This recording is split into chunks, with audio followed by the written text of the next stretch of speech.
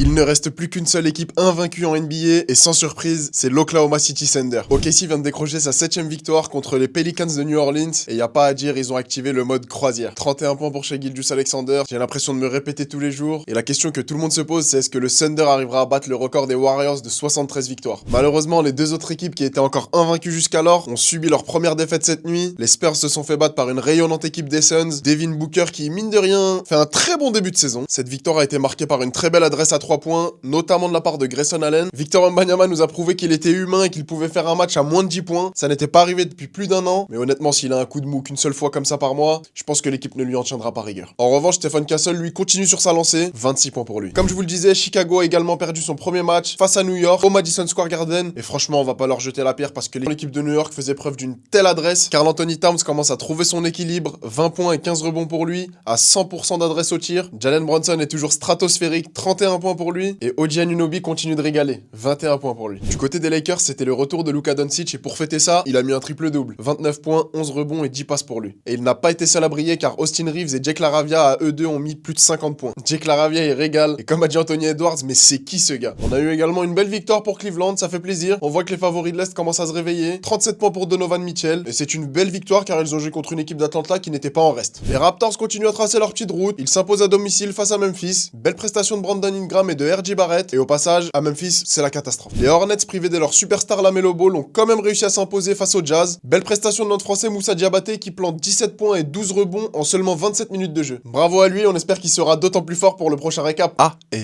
abonne-toi!